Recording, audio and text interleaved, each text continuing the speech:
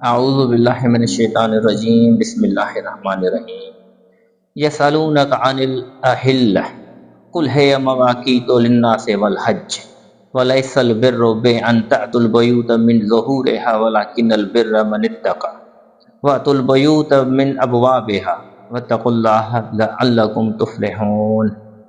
Rabbi इश्रह ली सदरी वयस्सिर ली अमरी वहलुल उक़दतम मिन लिसानी यफ़क़हू क़ौली। रब यस्सिर वला तुअस्सिर वतम्मिम बिल खैर व बिका नस्तईन या फत्ताह या फत्ताह या फत्ताह रब ज़िदनी इल्मा। ए नबी सल्लल्लाहु अलैहि वसल्लम तोखां चंडनि बाबति सवाल था कनि, चओ त उहे इंसाननि लाइ वक़्तु मुक़ररु करणु ऐं हज लाइ आहे। नबी करीम सल्लल्लाहु अलैहि वसल्लम खां हुननि पुछियो चंड बाबति चंड छा आहे? अलाह फरमाए थो त नबी सल्लल्लाहु अलैहि वसल्लम इन्हनि खे ॿुधाए चंड जो मक़सदु आहे त तव्हां वक़्तु मालूम करियो ऐं ख़ासि वक़्तु बि यानी हज जो। चंड्रमा ई तव्हां जॾहिं ॾिसंदव, मिसाल तौरु रजब जो 1 तारीख़ जो चंड नज़र अची वियो, तव्हां ॾिसंदव त बिल्कुलु बारीक हूंदो ऐं जीअं ॾींहं वधंदा वेंदा चंड आहिस्ते आहिस्ते वधंदो वेंदो ऐं जॾहिं 2 हफ़्ता गुज़री वेंदा त चंड मुकमल थी वेंदो। उन मां मालूम थी वेंदो त हाणे अधु महीनो गुज़री चुको आहे। वरी आहिस्ते आहिस्ते उहो घटिजणु शुरू थींदो, उन मां बि महसूसु थी वेंदो त 3 हफ़्ता थिया आहिनि या महीनो मुकमल थी वियो आहे। ऐं इहा नेकी न आहे त तव्हां पंहिंजनि घरनि में पुठियां खां दाख़िल थियो, पर असल नेकी इहा आहे त केरु थो अलाह जी नाफ़रमानीअ खां ड्रिजे। तंहिं करे तव्हां घरनि में उन्हनि जे दरवाज़नि मां दाख़िल थियो ऐं अलाह खां ड्रिजो त मन अवां कामयाबु थी वञो। जाहिलियत जे दौर में हिननि में हिकिड़ो रिवाजु हूंदो हुयो, जॾहिं हू हज कंदा हुया ऐं इहराम ॿधंदा हुआ त हुननि में इहो हिकिड़ो रिवाजु हुयो त हाणे इन्हनि जे विच में इहराम जी हालत में ऐं आसमान जे विच में का बि छत न अचणु घुरिजे, यानी उन जे विच में का बि रुकावट न हुजे। तंहिं करे हू घरनि में दाख़िल थींदा हुया या छतुनि जी तरफ़ खां या वरी पुठियां खां भितूं टपी करे, छो जो दरवाज़ो जॾहिं हूंदो आहे त दरवाज़े जे विच में बि किथे न किथे थोरी रुकावट हूंदी आहे। हू चवंदा आहिनि इन सां असांजे हज कोन थींदो। अलाह ताला हुननि जो रद्द फरमाईंदे पंहिंजो हुकुम फरमायो आहे त तव्हां घरनि में दाख़िल थियो दरवाज़नि खां, भले तव्हां हालत इहराम में बि हुजो। इहा नेकी न आहे त तव्हां पुठियां खां या छतुनि खां दाख़िल थियो, बल्कि दरवाज़नि मां दाख़िल थियो। हिते हिकिड़ी ॻाल्हि नोट कजे त पोएं रुकू में पाण पढ़ी आयासीं रोज़े खां फ़ौरन बाद हिते हुकुम अची रहियो आहे हज जो, छो जो हज हिकु मख़सूस ऐं ख़ासि इबादत आहे जेका ख़ासि जॻह ते अदा पई थिए, यानी बैतुल्लाह में। रोज़ो, नमाज़ ऐं ज़कात तव्हां दुनिया जे कंहिं बि हिसे में किथे बि अदा करे सघो था, किथे बि ॾेई सघो था, किथे बि पढ़ी सघो था, लेकिन हज जे लाइ सिर्फ़ु बैतुल्लाह जो हुजणु तमामु ज़रूरी आहे। ऐं उन वक़्तु ई बैतुल्लाह कब्ज़े में हुयो मुशरिकीन जे। पहिरीं अलाह ताला फरमायो त रोज़े जे ज़रिए तव्हांखे सब्र हासिल थींदो ऐं सब्र हासिल थी वेंदो त पोइ इन खां फ़ौरन बाद रुकू अची वेंदो क़िताल जो, यानी जिहाद। तव्हां उन्हनि सां विढ़ो, इहो जिहाद करे, इहो क़िताल करे तव्हांखे इहो बैतुल्लाह उन्हनि खां आज़ादु कराइणो आहे।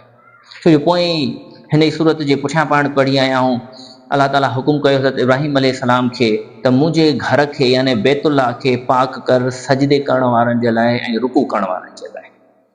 ऐं मुशरिकीन सिर्फ़ु शिरक ई कंदा हुया। शिरक यकीनन ज़ुल्म बि आहे, वॾी ज़्यादती बि आहे।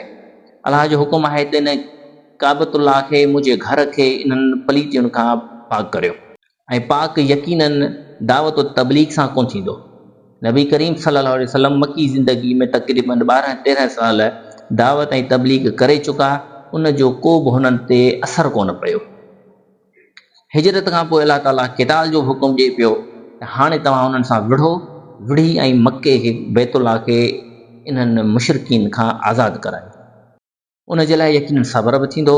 हिते हिकिड़ी तरतीब अचे पई, रोज़ो, उन खां पोइ हज, ऐं रोज़े में यकीनन सब्र अची वेंदो।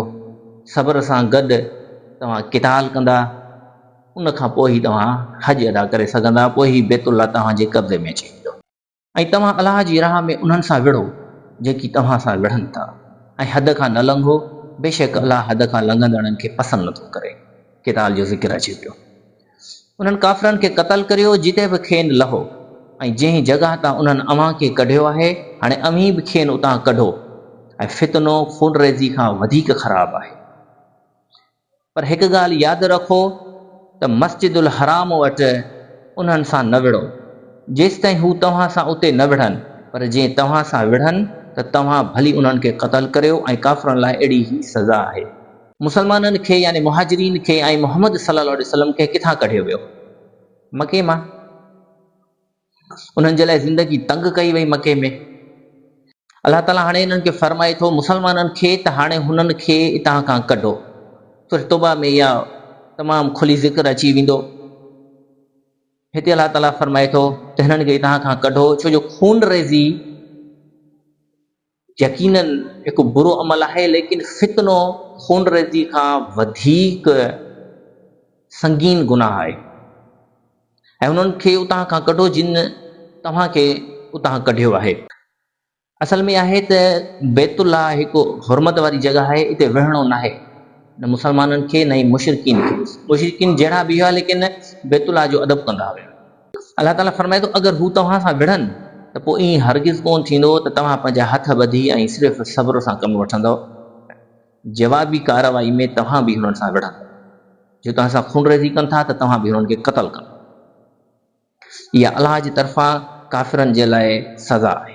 पोइ जेकॾहिं हू लड़ाई खे बंदि कनि त तव्हां बि बंदि करियो, छो त अलाह बेहद बख़्शणहार ऐं निहायती रहम करण वारो आहे।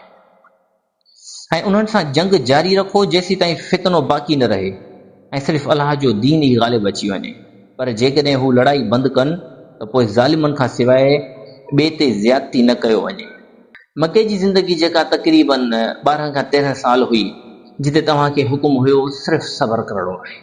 हज़रत यासिर, हज़रत सुमैया ऐं उन्हनि जो पुटु हज़रत अम्मार रज़ियल्लाहु ताला अन्हुम अजमईन, इन्हनि ते बदबख़्त अबू जहल तमामु सख़्तु ईज़ाउ, तमामु सख़्तु उन्हनि खे ॾुखियाइयूं ॾिनियूं। उन जे बावजूदि नबी करीम सल्लल्लाहु अलैहि वसल्लम जॾहिं हुतां गुज़रंदा हुआ त उन्हनि खे फरमाईंदा हुया त तव्हां सब्र रखो, इनशा अल्लाह तव्हां जन्नत में हूंदा। लेकिन जवाबी कार्रवाई जो हुकुम पाण कोन फरमायूं ऐं न वेही पाण उन्हनि खे हथ सां रोकियऊं, छो जो अलाह जो हुकुम कोन हुयो मकी ज़िंदगी में। जंहिंजे नतीजे में हज़रत यासिर रज़ियल्लाहु ताला अन्हु ऐं हज़रत सुमैया रज़ियल्लाहु ताला अन्हा ॿई शहीद थी विया ऐं ॿिए पासे हज़रत बिलाल रज़ियल्लाहु ताला अन्हु ते संदसि वक़्ती तौर जो मालिक जेको हुयो उमैया बिन ख़ल्फ़, उन बि तमामु घणियूं सख़्तियूं कयूं। इहो बि मुसलमान पंहिंजी अखियुनि सां ॾिठो, लेकिन उहो साॻियो ई उसूल त तव्हांखे मकी ज़िंदगी में हथु नाहे खणणो। मुसलमान ॾिसंदा रहिया। आख़िरकार हज़रत अबू बकर सिद्दीक़ रज़ियल्लाहु ताला अन्हु हज़रत बिलाल जे वक़्ती तौर मालिक खे कुझु पैसा ॾेई ऐं आज़ादु फरमाए छॾियो। पर हिजरत खां पोइ हाणे अलाह ताला हुकुम पियो ॾिए मुसलमाननि खे त हाणे तव्हांजूं जॾहिं तलवारूं निकिरी चुकियूं आहिनि त वापसि मैदान में न वेंदियूं। हाणे नओं दौर अची चुको आहे, तव्हांजी दावत ऐं तहरीक हिकु नए दौर में शामिल थी चुकी आहे। हाणे तव्हां इन्हनि सां एसी ताईं वढ़ंदा रहंदो जेसीं ताईं अलाह जो दीन ग़ालिब अची वञे। मकी ज़िंदगी में काफ़िरनि जो निज़ाम हुयो, हली सघे थो। हिजरत खां पोइ हाणे अलाह जो हुकुम आहे त सिर्फ़ु ऐं सिर्फ़ु मुंहिंजो दीन हलंदो। ॿई कॾहिं बि कोन हलंदा, हिकु तरफ़ काफ़िरनि जो बि निज़ाम हले, ॿिए तरफ़ तव्हांजो निज़ाम हले, यानी अलाह जो दीन। ॿई गॾु कोन हलंदा, हिकिड़ी शइ हलंदी, यकीनन दीन अलाह जो ई हलंदो। इहा ॻाल्हि इन सबूत आहे त ज़मीन आसमान ॿई अलाह जा आहिनि। आसमान जो पूरो निज़ाम, सिंच, चंड, सितारा ऐं गैलेक्सीज़ में जेको कुझु बि आहे उन जे हुकुम मुताबिक़ हली रहिया आहिनि। ज़मीन में बि हर हिकु शइ अलाह जे हुकुम मुताबिक़ आहे, सिर्फ़ु इंसान खे इख्तियार आहे। इंसान खे हिकु फ्री विल ॾिनी वई आहे त तव्हां पंहिंजी मर्ज़ी सां जेको बि चाहियो त करे सघो था। लेकिन पोइ बि 7 दफ़ा आदम ऐं इब्लीस जो वाक़ियो अची चुको आहे क़ुर में, जंहिंमें अलाह फरमायो आहे त तव्हां मुंहिंजा ख़लीफ़ा आहियो, हुकुम मुंहिंजो, तव्हांखे उन ते सिर्फ़ु अमल कराइणो आहे ऐं पंहिंजी मर्ज़ी तव्हांजी कोन हलंदी। हुरमत वारे महीने जो बदिलो हुरमत वारो महीनो आहे। ऐं यादि रखो त हुरमत वारनि महीननि में बि ताज़ीमनि जो ख़्यालु बराबरीअ जी बुनियाद ते रखियो वेंदो। पोइ जेकॾहिं को इंसान अव्हां सां उन्हनि महीननि में ज़्यादती करे त उन ते ओतिरी ज़्यादती करियो जेतिरी ज़्यादती हुन अव्हां ते कई, ऐं अलाह खां डिॼो ऐं ॼाणे छॾियो त यकीनन अलाह परहेज़गारनि सां गॾु आहे। हिननि महीननि में यकीनन तव्हांखे विढ़णो न आहे, पर जेकॾहिं हू अगराई करे ऐं तव्हां सां उन्हनि महीननि में या उन जॻह ते ताज़ीम वारा महीना ऐं ताज़ीम वारी जॻह ते अगरि विढ़नि था त तव्हां बि उन्हनि सां विढ़ंदव, ओतिरी ई उन्हनि ते ज़्यादती करणी आहे या उन्हनि खे उहा ओतिरी ई मार ॾियणी आहे जेतिरी हुननि तव्हां ते कई आहे। ऐं अलाह जी राह में ख़र्च करियो, पंहिंजे हथनि सां पाण खे हलाकत में न विझो ऐं अहसान करियो। बेशक अलाह अहसान करण वारनि सां मुहबत करे थो। हाणे अलाह जी राह में ख़र्च करियो, इन जो छा आहे मक़सदु?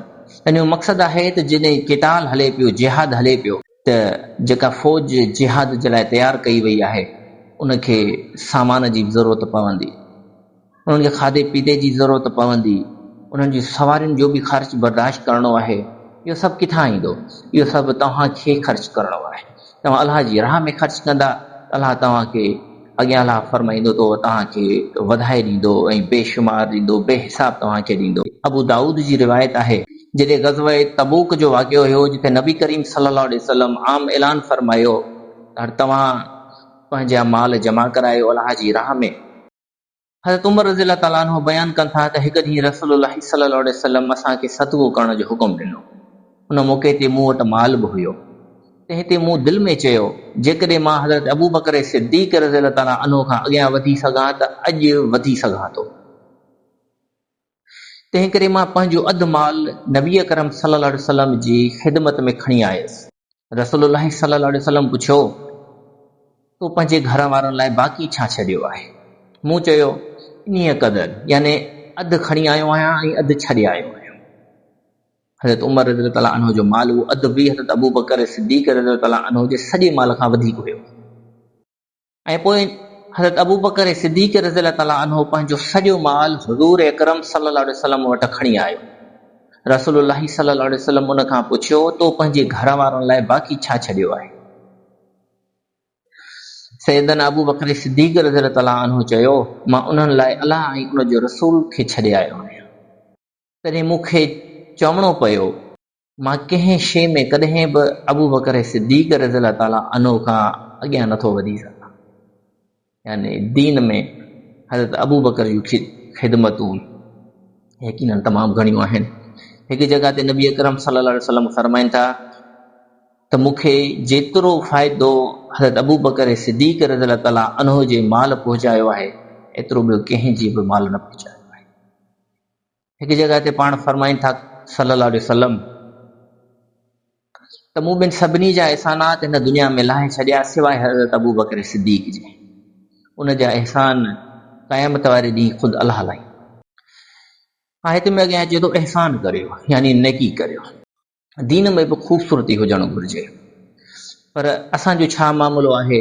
दुनिया में सुठे खां सुठी शइ हासिल करण जी कोशिश कंदासीं, दुनिया में पाण खे हर वक़्तु अपडेट रखण जी कोशिश कंदासीं, चाहे उहो कहिड़ो बि मामिलो हुजे, पर दीन में कोशिश कंदासीं त घटि में घटि कहिड़े मामले ते असांजो गुज़ारो थी सघे थो। नमाज़ बि ईंदी त नमाज़ में बि चवंदासीं त छा फ़र्ज़ त यकीनन अदा थींदो, पर ॿिनि सुनतुनि ते कमु हली वेंदो। वितर केतिरा आहिनि, हिकिड़े ते गुज़ारो करे वेंदासीं। हज बि आहे त हज में अगरि ही थी वञे, ही रहिजी वञे, उन में असांजी पूरी कोशिशि हूंदी त अलाह यकीनन गफ़ूर रहीम आहे, घटि बि अगरि कोशिशि थी त हुनखे वधाए छॾींदो। इहो यकीनन असांजो पंहिंजे तरफ़ां हिकु धोखो ई आहे। दुनिया जी ज़िंदगी हदीस में पढ़ी आहियां, एवरेज आहे 60 खां 70 साल, ऐं आख़िरत जी ज़िंदगी आहे हमेशा जी। 60 खां 70 साल वारी ज़िंदगी जे लाइ त पूरी भरपूर कोशिशि कयूं था त उम्दा खां उम्दो असांखे रुतबो मिले, ऐं आख़िरत वारी ज़िंदगी जे लाइ कोशिशि आहे मिड़ई नंढी खां नंढी शइ ते गुज़ारो करियो। अलाह जे लाइ हज ऐं उमिरे खे पूरो करियो, ऐं जेकॾहिं किथे अव्हांजो मुहासिरो कयो वञे, यानी किथे तव्हांजो घेरो कयो वञे, तव्हांखे रोकियो वञे, त जेका कुर्बानी मुयसरु अचे सा करियो, ऐं तेसीं ताईं मथां न कूड़ायो जेसीं ताईं कुर्बानी पंहिंजी जाइ ते न पहुचे। पर जेकॾहिं तव्हां मां को बीमार हुजे या मथे में का तकलीफ़ हुजेसि, ऐं जेकॾहिं मथो कूड़ाए त पोइ फिदीअ तौरु 3 रोज़ा रखे या ख़ैरात ॾिए या कुर्बानी करे। ऐं जॾहिं अव्हांखे अमुन मिले त जेको उमिरे खे हज सां मिलाइण जो फ़ाइदो वठे, त उनखे जेका कुर्बानी मौजूदु थी सघे सा करे। ऐं जेकॾहिं कुर्बानी जो जानवर न मिली सघे त हू हज जे ॾींहं में 3 रोज़ा रखे ऐं बाक़ी 7 रोज़ा तॾहिं रखे जॾहिं पंहिंजे वतन वापसि पियो अचे। अहिड़ीअ तरह इहे थिया पूरा 10 रोज़ा। इहो इन्हीअ लाइ आहे जंहिंजो ख़ानदान मस्जिदुल हराम जे वेझो न हुजे। जेके परे खां आया आहिनि, इहा फ़ाइदो या इहा रिआयत उन्हनि जे लाइ आहे। ऐं अलाह खां डिॼो ऐं यादि रखो त बेशक अलाह सज़ा ॾियण में बि निहायत सख़्तु आहे। हुननि में हिकिड़ो रिवाज हूंदो हुयो त हज ऐं उमिरो गॾु नथा करे सघूं, हज अलॻि थींदो, उमिरो अलॻि थींदो। लेकिन अलाह ताला हुननि जे लाइ इहा आसानी फरमाई त तव्हां हिकिड़े ई इहराम में हज ऐं उमिरो मिलाए सघो था, ॿिन्ही जो फ़ाइदो वठी सघो था। हज जा महीना मालूम आहिनि, पोइ जेको बि उन्हनि महीननि में पाण ते हज करणु फ़र्ज़ करे त न जिन्सी फेल करणो आहे ऐं न को गुनाह जो कमु ऐं न कंहिं सां झेड़ो झगड़ो। तव्हां जेको नेक कमु करियो था तंहिंखे अलाह ॼाणे थो। ऐं जॾहिं बि हज जी तयारी करियो त रस्ते लाइ सफ़र जो सामान खणो ऐं यादि रखो त सभ खां बहितर समर तक़वा आहे। ऐं अक़लमंदो, तव्हां मुंहिंजी नाफ़रमानीअ खां डिॼो ऐं परहेज़गारी इख़्तियार कयो। इहो बि हिकु मौजज़ात मां आहे जो एतिरो वॾो हजूम जमा थिए थो हज में, ऐं उन जे बावजूद बि उते को बि तव्हांखे लड़ाई झगड़ो या कंहिं क़िस्म जी बदफ़ैली तव्हांखे न ॾिसण में ईंदी न ॿुधण में ईंदी। बाक़ी दुनिया में बि कंहिं बि जाइ ते 500-800 अगरि माण्हू जमा बि थियनि था, कंहिंखे को थाॿो लॻो या कंहिंखे को कुल्हो लॻो त फ़ौरन बदकलामी खां पोइ उन्हनि में लड़ाई झगड़ो बि थी थो वञे ऐं खून रेज़ी ताईं मामिलो अची थो वञे। लेकिन इहो अलाह जे तरफ़ां हिकु वॾी बाज आहे जो लखे माण्हू मौजूदु आहिनि हज में, लेकिन कंहिं बि तरह जो झगड़ो तव्हांखे ॿुधण में न ईंदो। हाणे सफ़र में तव्हां पंहिंजो सामान खणो, अगरि छो जो अलाह जे तरफ़ां तव्हांखे आसानी आहे, हज जा तव्हां मुस्तहिक न आहियो, हज तव्हां ते फ़र्ज़ न आहे, एतिरी तव्हां वटि मालो दौलत न आहे, त पोइ पंहिंजे मथां उहो बार छो पिया खणो? यानी तव्हां वटि सफ़र जो सामान ई न आहे, उते वञी ऐं तव्हां कंहिंखां सवाल करियो, को कंहिंजे अॻियां हथु फैलायो, या वरी हितां ई तव्हां वञो त कंहिंखां कर्ज़ खणी वञो या कंहिंखां पिनी तव्हां माल दौलत ऐं तव्हां हज करणु वञो, पोइ वापसि अचो ऐं तव्हां उहे कर्ज़ पिया लाहींदा वठो। जॾहिं तव्हां ते अलाह उहो हज रखियो ई कोन्हे, उन मां फ़ाइदो वठो, पोइ तव्हां हज जी तयारी ई छो पिया करियो? बहितर जेको सामान आहे यकीनन तक़वा जो आहे। अगरि तक़वा न आहे ऐं तव्हां 2 खां 3 बि हज करे छॾियो त बग़ैर तक़वा वारो हज बि तव्हांजे कम जो न आहे। हज जे ॾींहं में पंहिंजे रब जो कुल तलाश करण में, यानी वापार करण में, तिजारत करण में को बि गुनाह कोन्हे। पर जॾहिं अरफात खां मोटो तॾहिं मुज़दलिफ़ा में अलाह खे ख़ूब यादि करियो ऐं उनखे अहिड़ीअ तरह यादि करियो जहिड़ीअ तरह अव्हांखे सेखारियईं। ऐं बेशक तव्हां हिन खां अॻु यकीनन गुमराहन मां हुआ। असल हज अरफात जो आहे। अगरि कंहिं वजह सां हज जा ॿिया मनासिक तव्हां खां रहिजी वञनि ऐं अरफात जी शमूलियत थी वई त हज थी वेंदो। पोइ कंहिं वजह सां जेके बाक़ी मनासिक रहिजी विया आहिनि उन्हनि जो कफ़ारो अदा थी वेंदो, उन्हनि जो दम ॾेई वठिबो। बसि अरफात जो क़याम लाज़मी आहे। अरफात जो क़याम न थियो त तव्हांजो हज कोन थियो। हिते हिकिड़ो टाइम टेबल थोरो नोट करे वठिजो। 8 ज़िल हज जी शाम मके खां निकिरी मिना में वेंदा, राति मिना में गुज़ारींदा। 9 ज़िल हज अरफात में थींदो। अफ़ज़ल इहो आहे त ज़ोहर खां पहिरीं पहुची वञे, यानी ज़ोहर ऐं असर तव्हां मिलाए पढ़ंदा। पोइ जेको तव्हांजो गुरूब आफ़्ताब ताईं, सिज लहण ताईं जेको क़याम हूंदो अरफात में हूंदो। अरफात में कंहिं बि तरह जी फ़र्ज़ नमाज़ कान्हे का। उते तव्हां सिर्फ़ु अलाह जो ज़िक्र कंदा, जेतिरो वधि खां वधि तव्हांखे थी सघे अलाह जे ज़िक्र मां फ़ाइदो वठंदा। पोइ मग़रिब ऐं ईशा ॿई जमा कंदव तव्हां मुज़दलिफ़ा में। त अलाह फरमाए थो हिन खां अॻु तव्हां यकीनन गुमराहन मां हुआ। यानी तव्हां हज अदा कंदा हुया, तव्हांखे हज जा सही सां मनासिक ख़बर कोन हुया। हू पंहिंजी मर्ज़ी सां जीअं पोएं पढ़ी आयासीं त इहराम जी हालत में छतूं टपी घरनि में दाख़िल थींदा हुआ, दरनि मां न वेंदा हुया। गुमराही जे तौरु हुननि में इहे ॻाल्हियूं आम थी वियूं हुयूं। अलाह ताला फरमाए थो त मूं तव्हांखे इहे सभु मनासिक सेखारिया आहिनि, यकीनन हाणे तव्हां गुमराही मां निकिरी रोशनी जी तरफ़ अची वेंदा। बल्कि जितां ॿिया माण्हू मोटनि था तीअं तव्हां बि मोटो। पोइ अलाह खां बख़्शिश तलब करियो, बेशक अलाह ॾाढो बख़्शणहार ऐं निहायत रहम करण वारो आहे। कुरैशनि चयो त असांजी हिकु ख़ासि हैसियत आहे। इन करे असां मिना में मुक़ीम हूंदासीं। ॿाहिरि खां ईंदड़ जेके माण्हू आहिनि उहे अरफ़ात वञनि ऐं अरफ़ात खां वापसि मोटनि। असांजी हिकु ख़ासि फज़ीलत आहे, असां मके वारा आहियूं, तंहिंजे करे इहे जेके मनासिक अदा करण जो हुकुम आहे इहो असां ते लागू कोन थींदा। अलाह ताला इन्हनि जो रद्द फरमाईंदे फरमाए रहियो आहे त तव्हां बि उतां ई मोटंदव जितां ॿिया माण्हू मोटनि था। यानी हाणे कुरैश आहियो त तव्हां इन खां आज़ाद कोन रहंदा। पोइ जॾहिं हज जा अरकान पूरा करे चुको त पंहिंजे रब खे ईअं यादि करियो जीअं पंहिंजनि अबनि ॾाॾनि खे यादि करियो था, बल्कि उन खां बि वधीक खेसि यादि करियो।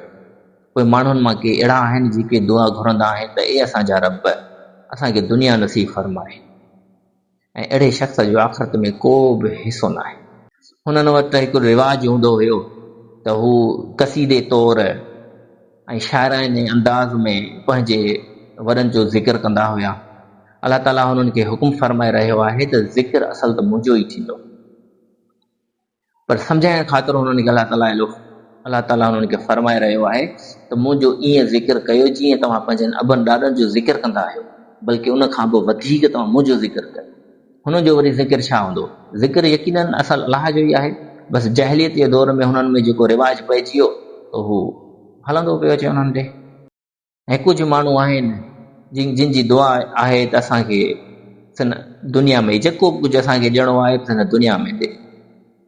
वञनि त हज ते ई था, पर दुआ था घुरनि त साईं मालो दौलत बि हिते ई ॾे, जितां बरकत ॾियणी अथई असांखे हिते ई ॾेई छॾे, हिते असांखे आसूदो कर, सभु कुझु असांखे हिते ॾे। आख़िरत जी दुआ घुरनि ई कोन था। रब थो फरमाए इन्हनि जो हाणे आख़िरत में को बि हिसो न आहे। ऐं उन्हनि मां को अहिड़ो आहे जेको चवे थो त ए असांजा रब असांखे दुनिया में भलाईअ सां नवाज़ ऐं आख़िरत में बि संवार ऐं असांखे जहन्नम जी बाहि जे अज़ाब खां बचाए। ही तमामु प्यारी दुआ आहे। रब्बना आतिना फिद दुनिया हसनतन व फिल आखिरति हसनतन व क़िना अज़ाबन्नार। इहा ई दुआ आहे। ऐं कुझु माण्हू आहिनि जेके चवनि था ए अलाह साईं असांखे दुनिया में बि बरकतूं ॾे, दुनिया में बि असांखे संवार, पर आख़िरत में बि असांजो हिसो रखजांइ, आख़िरत में बि असांखे जहन्नम जी बाहि खां बचाए। दुनिया बि तव्हांजी अगरि ठीकु थी वञे, दुनिया में बि तव्हांखे कुझु मिली वञे, मालो शौक़त बि तव्हांखे मिली वञे ऐं आख़िरत बि तव्हांखे मिली वञे, असल कामयाबी यकीनन आख़िरत जी आहे। त पोइ दुनियावरी बि ज़िंदगी जो फ़ाइदो वठण बि तव्हां ते को बि गुनाह न आहे। सही बुखारी जी रिवायत में अचे थो, नबी करीम सल्लल्लाहु अलैहि वसल्लम फरमायो, अलाह जी कसम मां तव्हांजे मुतालिक़ इन खां नथो ॾियां त तव्हां मूंखां पोइ शिरक कंदव, बल्कि मूंखे तव्हांजे मुतालिक़ ही ख़ौफ़ आहे त तव्हां दुनिया जे लाइ हिक ॿिए खां अॻियां वधण जी कोशिश में लॻी वेंदव। इहे ई अहिड़ा ख़ुशि नसीब आहिनि जो जेकी कमायाऊं सो दुनिया ऐं आख़िरत में पंहिंजे नसीब मां पाताऊं, ऐं अलाह त जल्द हिसाब चुकाइण वारो आहे। ऐं हज जे मुक़ररु कयल ॾींहं में अलाह खे ख़ूब यादि करियो, पर तव्हां मां को जेकॾहिं ॿ ॾींहं रही मिना खे छॾे वञे त उन ते को बि गुनाह न आहे, ऐं जेकॾहिं को ताख़ीर करे त बि को हर्ज न आहे। अगरि तव्हां 3 ॾींहं क़याम कयो था मिना में तव्हांखे उनजो अजर मिलंदो, पर अगरि कंहिं वजह सां 3 ॾींहं तव्हां नथा ताख़ीर करियो, तव्हां 2 ॾींहंनि में ई निकिरी था वञो, त बि तव्हां ते को गुनाह न आहे। इनशा अल्लाह तव्हांखे बि उनजो सवाब मिलंदो, बशर्त इहो हू तक़वा सां गुज़ारे। अगरि 3 ॾींहं बि तव्हां गुज़ारियो था त उहे बि तक़वा वारा हुजनि। इन 2 ॾींहं तव्हां तक़वा वारा गुज़ारिया ऐं 3 ॾींहं ते सफ़ा थकिजी पियो ऐं अजीब हरकतूं करणु लॻो त बसि हाणे मां वञा थो, थकिजी पियो आहियां वग़ैरह वग़ैरह, त पोइ उन ॾींहं वारो तव्हांखे अजर कोन मिलंदो। जेतिरा ॾींहं रहो, 2 ॾींहं रहो, 3 ॾींहं रहो, शर्त आहे त तव्हां तक़वा सां रहो। ऐं ए मोमिनो पंहिंजे रब जी नाफ़रमानीअ खां बचो ऐं सम्झी छॾियो त अवां हिकु ॾींहुं उन ॾांहुं यकीनन जमा कया वेंदा।